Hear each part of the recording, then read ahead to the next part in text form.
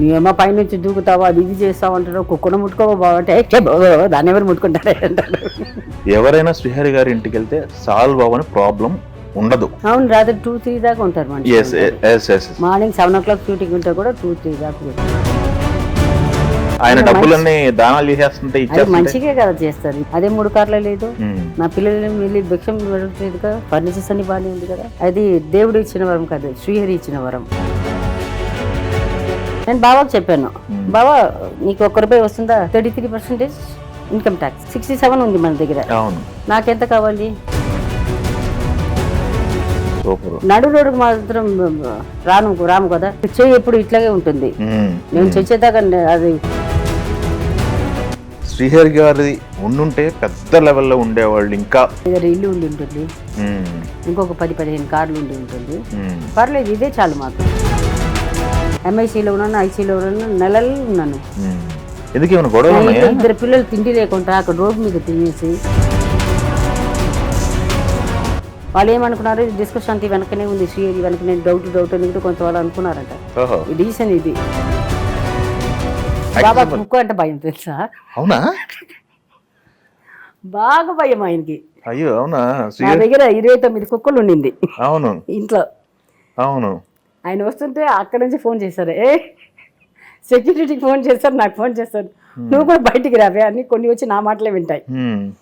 వచ్చి ఆ కుక్కలన్నీ సందు లోపల పంపు చేసి, అప్పుడు ఇంత పెద్ద ఉండేవి కదా అన్ని ఉన్నాయి, అన్ని డబర్ మ్యాన్ ముందు కింద కట్టేసి ఉండేవి పెద్ద. Night time after 7 వదిలేస్తాము. వాళ్ళ ఇష్టం, ఎక్కడైనా పైన రారు, కింద ఎక్కడైనా తిరుగుతారు. లేకపోతే బాబా వచ్చేదాకా ఇక్కడే తిరుగుతుంటాయి. బాబా ఒక్కొక్కసారి డే నైట్ చేస్తారు కదా, సో ఇక్కడే తిరుగుతాయి. బాబా ఇటు ఎలాగానే వదిలేస్తాను. నా దగ్గర చాలా ఇదిగానే ఉంటుంది, నా మాట వింటుంది. అక్కడ నుంచి ఫోన్ వస్తుంది. ఒక్క కుక్క కూడా ఆయన ఇట్లా కూడా ముట్టుకోవట్లేదు మా ఇంటి కుక్కల్ని. చాలా భయం ఆయనకి. నువ్వేమో పైనుంచి దూకుతావా అది ఇది చేస్తావు అంటారు, కుక్కను ముట్టుకోవా బాగుంటే దాన్ని ఎవరు ముట్టుకుంటారే అంటారు. ఇండస్ట్రీలో ఎవరైనా శ్రీహరి గారి ఇంటికి వెళ్తే సాల్వ్ అవ్వని ప్రాబ్లం ఉండదు. అర్ధరాత్రి వెళ్ళి గేట్ కొట్టినా కానీ సాల్వ్ అవ్వని ప్రాబ్లం అంటూ ఉండదు. నాకు తెలిసి పక్కనే కూర్చుంటారు అనుకుంటా దీని పక్కన. అవును, రాత్రి 2-3 దాకా ఉంటారు. మార్నింగ్ 7 o'clock షూటింగ్ ఉంటే కూడా 2-3 దాకా కూర్చున్నాను. చాలా వాటికి విట్నెస్ నేను కూడా కొన్ని సందర్భాల్లో అక్కడ చూశాను. సో ప్రాబ్లం అంటూ ఉండదు, ఎవరికి ఏది కావాలంటే అది ఇచ్చేస్తారు, చేస్తారు. ఏంటి అప్పుడు మీరేమో అబ్జెక్ట్ చేసేవాళ్ళు కదా, ఆయన డబ్బులన్నీ దానాలు చేసేస్తుంటే మంచిగా కదా చేస్తారు. ఇప్పుడు అన్ని వేసుకున్నారు. ఇప్పుడు మేము అదే ఇంట్లో లేదు, అవును, అదే 3 కార్లు లేదు, నా పిల్లలు వెళ్ళి భిక్షం పెట్టలేదు కదా, ఫర్నిచర్స్ అన్ని బాగానే ఉంది కదా, బాగానే ఉన్నాం కదా. అది దేవుడు ఇచ్చిన వరం కాదు, శ్రీహరి ఇచ్చిన వరం. ఓకే, అదే కొంతమంది నాకు అది నమ్మకం ఉంది. ఇప్పుడు బాబా అన్ని ఇచ్చేస్తే కూడా నేను బాబాకు చెప్పాను, బాబా నీకు ₹1 వస్తుందా, 33% ఇన్కమ్ ట్యాక్స్, 67 ఉంది మన దగ్గర, నాకెంత కావాలి. బట్టలు, తిండి, కార్పెట్, పని వాళ్ళు ఒక దాచిపెడితే ₹100, ₹5, ₹10 మనం రేపు ఏదైనా ఖర్చుకి సడన్ కావాలంటే ఖర్చుకి పెట్టుకుని ఏం చేస్తాము. కొనుక్కోలేదమ్మా, ఆస్తులు ఏం కొనుక్కోలేదా, పొలాలు కానీ లేకపోతే పర్వాలేదు. ఇప్పుడు కొంచెం పెద్దగా అయితే నా పిల్లలు సంపాదిస్తారు కదా. ఇప్పుడు నేను మళ్ళీ యాక్టింగ్ వచ్చాను, ఇది కూడా ఒక రీజన్ గా ఉండొచ్చు. ఇప్పుడు నేను సంపాదిస్తాను కదా. అవును కదా, సూపర్. నడు రోడ్డుకు మాత్రం రాము కదా, మా ఈ చెయ్యి ఎప్పుడు ఇట్లాగే ఉంటుంది, ఉల్టా అవ్వదు. నేను చచ్చేదాకా అది నాకు ఉండదు, నా వంశంకి ఉండదు, నా పిల్లల వంశంకి ఉండదు. సూపర్ అండి. ఓకే, అసలు కొన్నారా? అసలు ఆస్తులు అయితే ఉన్నాయా? ఏమర్చేశారు, చాలా మంది ఏమర్చేశారు, మార్చారు, సగం పైన ఏమర్చేశారు. సగం ఆస్తులు ఏమర్చేశారు, క్లోజ్ ఫ్రెండ్స్ కొట్టేశారు. ఓకే, అంటే వాళ్ళ ఇంట్లో వాళ్ళ పిల్లలు ఉన్నారు కదా, పాపం ఎవరికి పోతుంది, నాకు వస్తుంది, నీ పిల్లలకే పోతుంది. దేవుడు ఉన్నవాడు ఉన్నాడండి. అవును, ఇప్పుడు మనకి ఎవరికైనా హామీ అంటారా, హామీ చేస్తే మనకి పాపం తగులుతుంది. మనం ఎవరికి చేయలేదు, అందరికి ఇచ్చి ఉన్నాము కానీ ఎవరి దగ్గర నుంచి తీసుకుని ఏమర్చలేదు. ఆయన తర్వాత రిటర్న్ మా దగ్గర ఇంటి డబ్బులు ఉన్నాయని తెచ్చి ఇచ్చిన వాళ్ళు ఒక్కళ్ళు లేరు. నేను బాగా పోయిన తర్వాత నిజంగా చెప్పాలంటే 2-3 చిన్న చిన్న ఆస్తులన్నీ నన్ను ఏమార్చి అది బయట పోయింది కంటే సగంకి 40%కి అట్లా తీసుకున్నా. అప్పుడు ఎవరు లేదు. అవును మా అన్నయ్యకేమో ఇక్కడ ఆంధ్రప్రదేశ్ తెలీదు. ల్యాండ్ ఇది తెలియదు, తెలియదు. తిండికి కష్టము, భోజనం కష్టము, ఎవరికెళ్ళి చెప్పుకుంటాను. నగలన్నీ అమ్మేశాను, తాకడ పెట్టాను. ఒక్కొక్కసారి మా అన్నయ్య మెడ్రాస్ నుంచి వాళ్ళ భార్యకి చెప్పి అక్కడ ఇక్కడ చెప్పి 10,000 పంపించమంటాడు. డబ్బులు ఉండదు, పెట్రోల్కి డబ్బులు ఉండదు, అవన్నీ అక్కడి నుంచి పంపిస్తారు. అది ఒక వారం గడుపుతాము. మళ్ళీ ఓకే ఎవరైనా వచ్చి ఇస్తే కదా. అవునవును వాళ్ళందరికీ తెలుసు. వాళ్ళందరూ అనుకున్నారంటే ఆహా మొత్తం దాచిపెట్టుకున్నారండి. మేము ఇవన్నీ తీసుకున్నది దానమే చేశారు. అది ఇప్పుడు మమ్మల్ని కాపాడుతుంది కదా. అంతే, అది కాపాడుతుంది కదా. అంతే. ఇక ఇంట్లో 2-3 అమ్మేశాను. అమ్మేసుకొని మళ్ళీ ఆ జ్యువెల్స్ తీసుకున్నాను. కొంచెం తాకడం పెట్టింది కొంచెం తీసుకున్నాను. కొంచెం దొంగతనం అయింది. అవునా? థెఫ్ట్ కూడా అయిందా? థెఫ్ట్ కూడా అయింది. అది అయింది కూడా నాకు తెలీదు. అది తీసుకొని వచ్చి బ్యాంక్ నుంచి తీసుకొచ్చి పెట్టాను, అట్లే మర్చిపోయాను. మార్నింగ్ ఫ్లైట్ నిద్రపోయాను. ఓకే. మళ్ళీ మధ్యాహ్నం మీద ఫంక్షన్, మళ్ళీ ఈవినింగ్ ఫ్లైట్ వేసాను, వదిలేసాను. 3 months తర్వాత గుర్తుకొచ్చింది. అప్పుడు లేదు. కొన్ని నగలేమో మనకు కావాల్సిన వాళ్ళకి ఇచ్చాను, వాళ్ళు మళ్ళీ ఇవ్వలేదు. అంతే ఇంకా. ఓకే అన్ని చూసేసాము. అంతేగా. ఇంకా ఇప్పుడు జాగ్రత్తగా ఉండాలి. ఓకే. ఇప్పుడు ఉన్నది ఎట్లా కాపాడుకోవాలో అట్లా కాపాడుకొని ఉండాలి. శ్రీహరి గారిది మనం చెప్పుకుంటే ఇంకా ఉండుంటే పెద్ద లెవెల్లో ఉండేవాళ్ళు. ఇంకా ఇట్లాంటి ఇల్లు ఇంకొక 5-6 ఇల్లు ఉండి ఉంటుంది. ఇంకొక 10-15 కార్లు ఉండి ఉంటుంది. పర్లేదు, ఇదే చాలు మాకు. ఓకే. అంటే చాలు. ఫ్రెండ్స్ రావట్లేదు, రిలేటివ్స్ రాలేదు. మనిషి ఉన్నప్పుడు వేరు, మనిషి లేరు అన్న తర్వాత అది నిజమే. అది డిఫరెన్స్ ఉంటుంది అని చెప్పేసి అంటున్నారు. ఆ తేడా తెలుస్తుందమ్మా మీకు? 100%. నేను ఫస్ట్ ముందంతా దానివల్ల కూడా తాగుడు కూడా ఎక్కువ అయిందని కూడా చెప్పచ్చు. ఎవరు వచ్చి చూడలేదు. బాబాని అక్కడ పెట్టేసి వచ్చాం కదా. వాళ్ళ చుట్టాల్లో ఎవరు లేదు, వాళ్ళ అమ్మ నాన్న లేదు, వాళ్ళ అన్న తమ్ముడు లేదు, ఎవరు లేదు. మెడ్రాస్ నుంచి వచ్చిన వాళ్ళు మాత్రం నాతోటి ఎంత రోజు ఉంటారు? 1 month ఉన్నారు నాతోటి. ఇక్కడ నుంచి ఇక్కడ వచ్చి చూడడానికి మనుషులు లేదు, వాళ్ళ ఫ్రెండ్స్ లేదు, ఎవరు లేదు.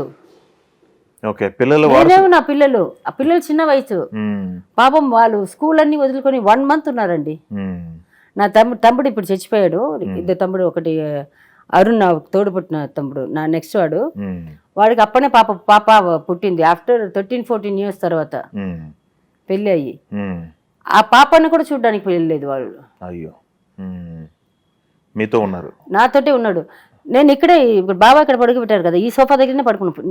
ఆల్మోస్ట్ 5 years ఇక్కడే పడుకున్నాను. 5 to 6 years ఇక్కడే పడుకుంటాను. నేను లేచి బాత్రూమ్కి అక్కడ వెళ్ళాలంటే వెనకనే వస్తారు ఇద్దరు. ప్రసన్న అరుణ్ ఇద్దరు వెనకనే వస్తాడు. తర్వాత బాత్రూమ్ తలుపేసుకోకూడదు. అంత కేర్గా చూసుకున్నారు నన్ను, అంత కేరింగ్గా. తినను, అదే ఆయన గుర్తే వస్తుంటారు. మరి ఇవన్నీ కసిపిసి ఇవన్నీ వస్తుంది. ఇల్లు అంత ఇదిగా ఉండింది, ఒకేసారి సైలెంట్ అయిపోయింది. కానీ పొద్దున మాత్రం వంట చేసేస్తాను. వీళ్ళిద్దరికి ఏం కావాలో నాకు తెలుసు, మా తమ్ముళ్ళు ఇద్దరికి ఏం కావాల్సి అది తీసుకొచ్చి పెట్టేసారు, వంట చేస్తాను, మళ్ళీ పడుకుని నిద్రపోతాను. అట్లా అయిపోయింది. తర్వాత నన్ను బయటికి తీసుకుని వచ్చింది నా 2 పిల్లలే, బబ్బు మేఘాంశే. ఒక్క మాట అడిగారు, నువ్వు ఇట్లా ఉన్నావేమ్మా, ఎవరైనా ఒక్క వాళ్ళు వచ్చి చూసారా నిన్ను? మెడ్రాస్ నుంచి వస్తున్న వాళ్ళు కూడా ఎన్ని రోజు వస్తారు, నువ్వు వెళ్ళిపోతే మమ్మల్ని ఎవరు చూసుకుంటారు అని ఒక్క మాట అడిగారు. ఆ రోజు డ్రింక్ మానేశానండి. 5 years అయిపోయింది, ఇప్పుడు దాకా ముట్టుకోవట్లేదు. సూపర్ అండి. నేను చెప్పాను, I will never touch it. Super. ఒక్క మాట రాత్రి అంతా ఆలోచించాను. అవును కదా, అప్పుడు స్ట్రైక్ అయింది. అప్పటికి 7 years అంతా అయిపోయింది. అవును కదా, ఒక్కరోజు కూడా వచ్చి చూడలేదు. ఒక ఫంక్షన్కి వచ్చి ఫోన్ చేశారు, నన్ను తీసుకుని పోమ్మా, సినిమా వాళ్ళని ఎవరు చూడలేదు అని చెప్పారు. నేను వీళ్ళ కోసం ఆ రోజు తీసుకెళ్ళాను. సినిమా వాళ్ళు కూడా ఆ రోజు చూసారు. 5 years తర్వాత నన్ను చూసినట్టు ఉన్నారు. ఎందుకు మీరు బయటికి రాలేదు అంటే, బయటకు వచ్చి ఏం చేస్తాను అంతే. ఎవరు రాలేదు. అక్కడ కూర్చొని నైట్ అంతా ఆలోచించాను. అవును కదా, కనీసం ఒక ఫోన్ చేసైనా నాన్న తిన్నావా, అమ్మాయి ఏం చేస్తుంది, ఈ మధ్యలో 3 times అప్పలో హాస్పిటల్ అడ్మిట్ అయ్యింది, చాలా లివర్ ఇది డిసీజ్ వచ్చి. అయ్యో. అప్పుడు కూడా వచ్చి ఎవరు చూడలేదు. దాంట్లో ఒకవేళ పిల్ల మన ఇంట్లో అప్పుడు వీక్లీ 2-3 days వస్తాడు, సాటర్డే సండేస్ ఇక్కడే ఉంటాడు, ఒక్క అబ్బాయి మాత్రం. వాడు వెళ్ళి చెప్పడా వాళ్ళ ఇంట్లో, వాళ్ళ తాతయ్య నాన్న మాకు తెలీదా, వాళ్ళ పిన్నిలు బాబాయిలకు తెలీదా, కనీసం ఒక్క మాట. సరే నేను హాస్పిటల్లో ఉన్నానే, ఎంఐసీలో ఉన్నాను, ఐసీలో ఉన్నాను, నెలలు ఉన్నాను. ఎందుకు నీకు మార్నింగ్ టైమ్స్ ఉంది కదా, అవును 1 hour ఇస్తున్నారు కదా, వచ్చి ఇట్లా చూసి వెళ్ళడానికి. ఇద్దరు పిల్లలు తిండి లేకుండా అక్కడ రోడ్డు మీద తినేసి అక్కడే తిరుగుతున్న వాళ్ళు, మిమ్మల్ని హాస్పిటల్లో పెట్టుకొని. అవును, వేరే ఎవరు లేదు. మా తమ్ముళ్ళు వచ్చి ఇంట్లో ఉంటారు. ఇట్లా అయిపోయింది నా బతుకు అనుకున్నాను. పిల్లలు అడిగి వదిలేసాను. ఇప్పుడు తృప్తిగా ఉంది. ఏం గొడవలో వాళ్ళు చేసుకుంటాను, మేము ముగ్గురు ఆడుకుంటాము, హ్యాపీగా ఉన్నాము. ఏ బాధ రానిది కూడా ఇప్పుడు మంచిగా అయిపోయింది మాకు. ఖర్చులు లేదు, లేకపోతే పండగలు బట్టలు కొని ఇవ్వాలి, అది ఇవ్వాలి, ఇది ఇవ్వాలి, అది మొత్తం చుట్టూ ఉన్న చుట్టాలకు మొత్తం కొన్ని ఇవ్వాలి. వీళ్ళకి ఎక్కువ వస్తే వాళ్ళకి తక్కువ, వాళ్ళకి తక్కువ వస్తే ఈ గొడవలన్నీ లేదు, హ్యాపీగా ఉన్నాను. బాబు మా సినిమాలు చేశారు కదా, అప్పుడు 2 సినిమాలు 3 సినిమాలు చేశారు కదా. ఒక సినిమా చేశారు, బాగాలేదు సినిమా. మీరు కూడా నచ్చలేదా? యాక్టింగ్ చేశాడు, యాక్టింగ్ బాగా చేశాడు. యాక్టింగ్ వల్ల సినిమా రావడం వేరు. ఇప్పుడు మీకు వారానికి ఒక హీరో వస్తున్నారు. అవునవును. ఎంతైనా శ్రీహరి కొడుకైనా సరే, డిస్కశాంతి కొడుకైనా సరే, వాళ్ళ ఎక్స్పెక్టేషన్ ఉంటుంది కదా. అవును, అది అసలు చూడటానికి. ఇప్పుడు నేను అదే చెప్పాను డైరెక్టర్కి, చెప్పాను సినిమా చూసి చెప్పాను, ఎక్కడ డైరెక్టర్ అని పిలిచాను, వాడు పారిపోయాడంట, నా ముందు రాలే, ప్రొడ్యూసర్ కలవలేదు. సినిమా తీసారంటే వాడు. నాకు ఒక 1 week ముందు చెప్పి ఉంటే కూడా కొంచెం కరెక్షన్ చేసి ఉంటాను. నేను బావ సినిమాకి చాలా కరెక్షన్ చేసి ఉన్నాను. నేను సీన్ అవ్వగానే వెళ్ళి చూడమంటారు. ఎవ్రీ సీన్ ఎడిటింగ్ అయిన తర్వాత ఫస్ట్ డబ్బింగ్ చెప్పిన తర్వాత చూడమంటారు, తర్వాత ఎడిట్ చేసిన తర్వాత ఎవ్రీ సీన్ చూస్తాను నేను, తర్వాత ఎడిటింగ్ అయిన తర్వాత చూస్తాను, తర్వాత ఆర్ఆర్ అప్రూవ్ చేసిన తర్వాత చూస్తాను. ఒక్కొక్కసారి వెళ్ళి అక్కడ కూర్చొని సినిమా అయిపోయి స్కూల్లో డ్రాప్ చేసేస్తే ఇంకా నాకు పని ఏం లేదు, రమ్మంటారు, ఫోన్ చేసి రమ్మంటారు, ఇక్కడ వచ్చి నాతోటి తిండివి అంటారు. ఒక్కొక్కసారి అక్కడ తింటారు, సరే వెళ్తాను. వాళ్ళు ఏమనుకున్నారు, డిస్కషన్ అంతా వెనకనే ఉంది, శ్రీహరి వెనకనే డౌట్ అని కూడా కొంత వాళ్ళు అనుకున్నారంట. ఈ రీజన్ ఇది, నా మీద ఎక్కువ నమ్మకం పెట్టుకోరు. కథ వింటే కూడా కథ వినేసి మళ్ళీ నన్ను వినమంటారు. అది మురళి గారికి అంతా తెలుసు, మురళి గారు కదా ఎక్కువ చేసింది. మురళి గారు తర్వాత ఫైట్స్ ఉన్నప్పుడు అది ఫైట్ మాస్టర్ ఎవరో వచ్చి ఆ ఫైట్స్ అన్ని వచ్చి నాకు ఎట్లా తీస్తానని చెప్పమంటారు. నేను బాబా ఎక్కువ చేసేవాళ్ళు కదా, రీల్ స్టార్ నేనే చెప్పేదాన్ని.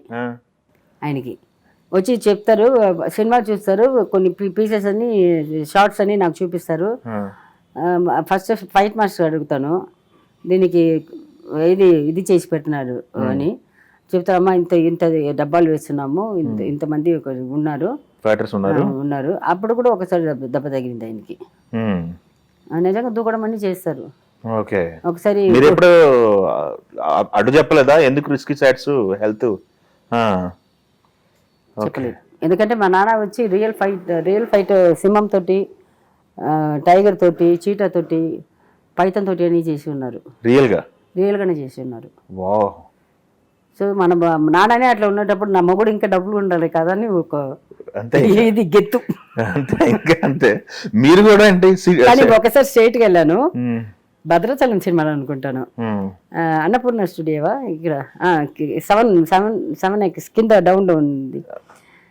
పిల్లల్ని దించేసి వెళ్ళాను, కానీ మాస్టర్ చెప్పాడంట వదిన వచ్చే ముందు చేసేస్తాము ఈ షాట్ అని. కరెక్ట్గా నేను హారన్ కొట్టుకుంటా సైలెంట్గా వెళ్ళి నా బెంచ్ కార్ని వచ్చి కొంచెం దూరంగా ఆయన అక్కడ ఉన్నారు, బిల్డింగ్ పైన ఉన్నారు. పెద్ద గొడుగు ఒకటి చేపించారు ఆయన, అది ఈయన చేశారు ఇంగ్లీష్లో, జాకీ చాన్ చేశారు షార్ట్. ఒక సినిమాలు చేసి ఉంటారు.